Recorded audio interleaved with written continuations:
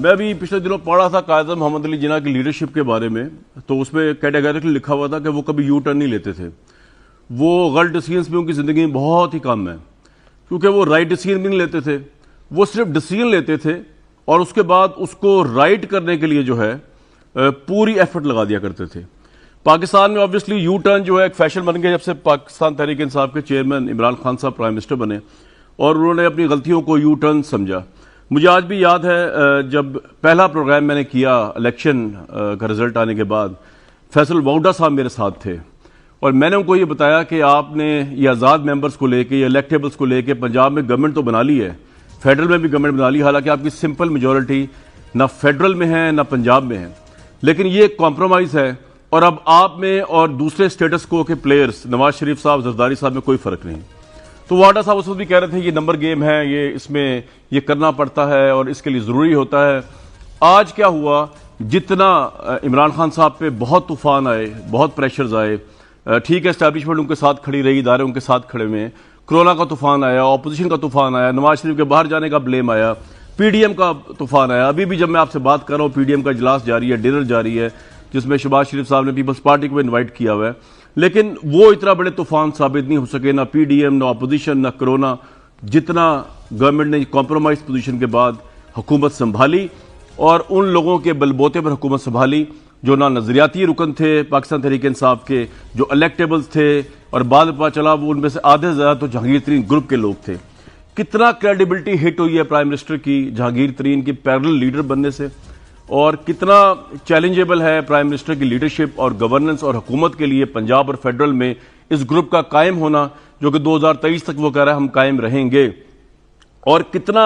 जो है वो प्राइम मिनिस्टर के लिए ये सोचना जरूरी हो गया है कि उन्होंने बेसिकली अर्ली इलेक्शंस के लिए जाना है, क्योंकि इन लोगों के साथ जो है काम करना पहले दिन से कॉम्प्रोमाइज था, आज भी कॉम्प्रोमाइज है, आज के बाद भी कॉम्प्रोमाइज ही होगा। लेकिन दूसरी तरफ हुकूमत ने यह भी बताया कि जीडीपी हमारी जो है पता नहीं 3.93 से भी ऊपर जा रही है। वाडा साहब बड़े अरसे बाद आप प्रोग्राम में तशरीफ लाए, पता नहीं आपको याद है कि याद नहीं है, मेरी आपकी बड़ी डिबेट हुई थी इसके ऊपर आजाद मेंबर्स को लेने पर, और आज वही आजाद मेंबर जो आपकी पार्टी में शामिल होने के बावजूद आपकी पार्टी में नहीं है। लेकिन यह तो अब तारीख है, मैं मानूं या ना मानूं, आप माने या ना माने, यह तारीख का हिस्सा बन गई बात।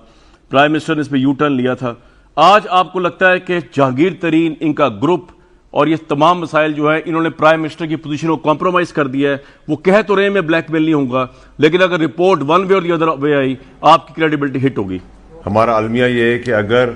रिपोर्ट क्लियर आती है ये तो ऑपोजिशन ने ढोल बजाना है, बिल्कुल ढोल बजाना है कि ये क्लियर करा दी, और अगर क्लियर नहीं आती तो ऑपोजिशन ने कहना है कि इन्होंने विक्टिमाइज कर दिया जो हमारे साथ कर रहे हैं। तो हमारे ऑपोजिशन ने नहीं कह रहा, जहांगीर तरीन ग्रुप ने कहना, फैसल भाई जहांगीर तरीन ग्रुप ने कहना कि विक्टिमाइज कर दिया। नहीं, देखिए मेरे ख्याल जहांगीर तरीन ग्रुप ने ही, एक तो मेरे हिसाब से मैं मुनासिब नहीं समझता उसको ग्रुप कहने का। जो पीटीआई के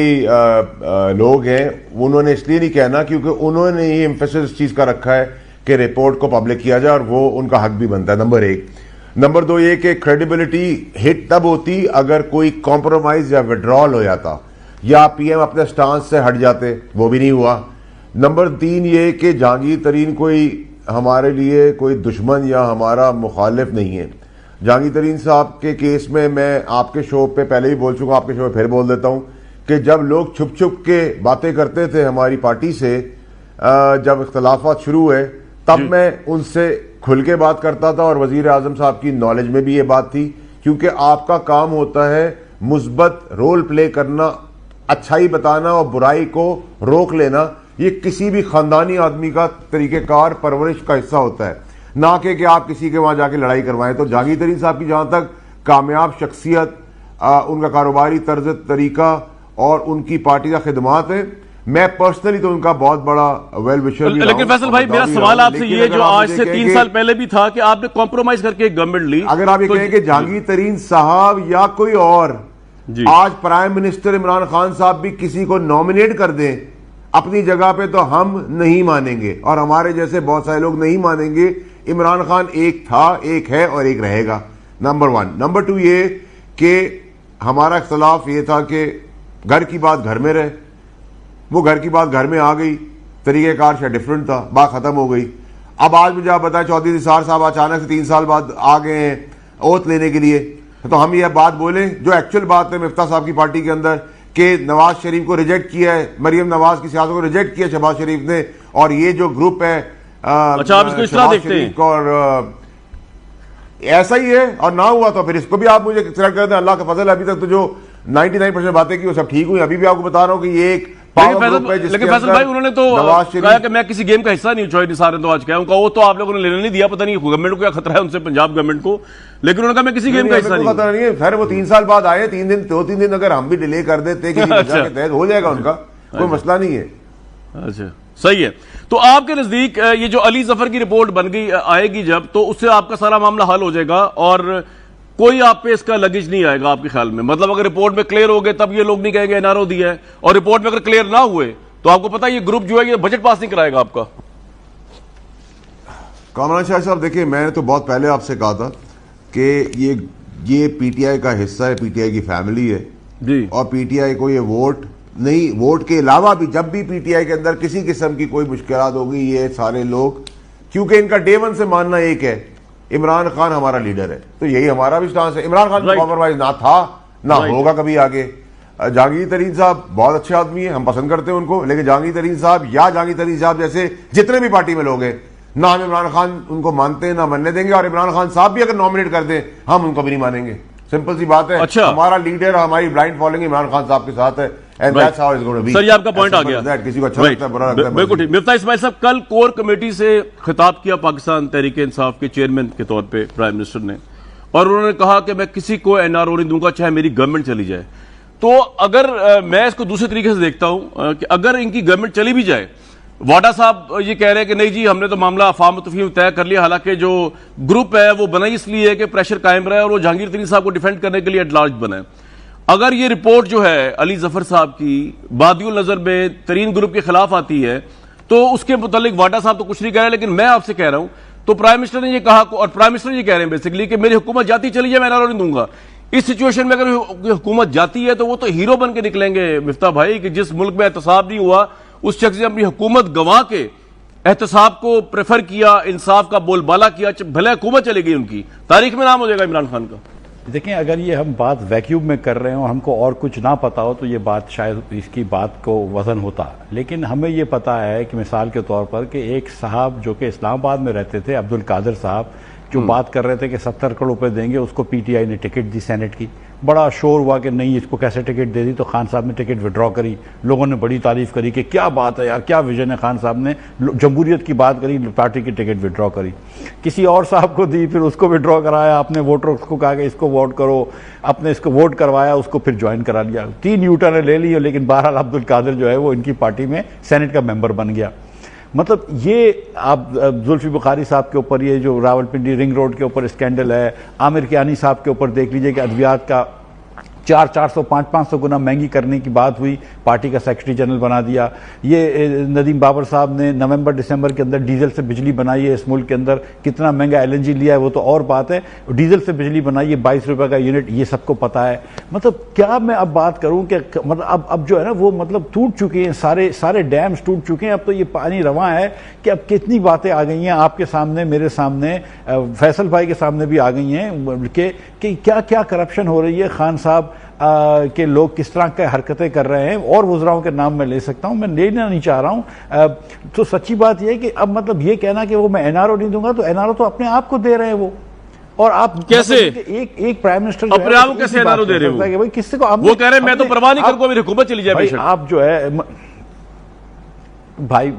आज जो है वो पुलिस वाला चेंज कर दिया है उधर लोधना के अंदर, पता नहीं किसके कहने पे, जज भी चेंज हो गया, बैंकिंग कोर्ट का जज भी चेंज हो गया जी। ठीक है, अच्छा अब मतलब मैं आपसे गुजारिश ये कर रहा हूं कि ये एक पॉलिटिकल सर्कल है। खान साहब ने हर किस्म का कॉम्प्रोमाइज किया था पावर में आने के लिए, हर किस्म की जो बात करी थी उसको गलत साबित किया, मतलब इलेक्टेबल्स की बात हुई, जितनी बातें हुई हम आपके सामने अब क्या लिस्ट गिनाएंगे कि मतलब हर किस्म की नफी करी, अपनी बात की। मतलब मैं वो नहीं कह रहा हूं मैं कि साइकिल पे जाऊंगा और हेलीकॉप्टर में जाते हैं, मैं ये बात कर रहा हूं कि मैं इलेक्टेबल्स नहीं लूंगा, ले लिए, मैं किसी के ईमा पे नहीं आऊंगा, हर किस्म का कॉम्प्रोमाइज करा है। लेकिन मिफ्ता भाई एक बात बताएं, कुछ तो है ना जो प्राइम मिनिस्टर ने सबको नाराज कर दिया अपनी पार्टी के लोगों को, कुछ तो है ना प्राइम मिनिस्टर की दयानतदारी, कुछ तो है, कुछ इंसाफ पे तो खड़ा हुआ है ना प्राइम मिनिस्टर, कि वो मान नहीं रहा बात, तभी ये सारे रिएक्ट करके उसके खिलाफ ग्रुप बना रहे हैं। देखिए मेरी बात सुने कामरान भाई, ये आपको भी पता है और मुझे भी पता है कि सवाल ये जो है ये शायद इसके लिए नहीं बना, ये इसके लिए नहीं बना है। ये बहरहाल चलें, इसको छोड़ दे। अब मैं अच्छा, नहीं जाना चाहता हूं। इतनी इतनी इतनी इतनी इतनी इतनी हिम्मत मुझ में नहीं है। अच्छा, आप में हिम्मत ही नहीं है। गुजारिश ये है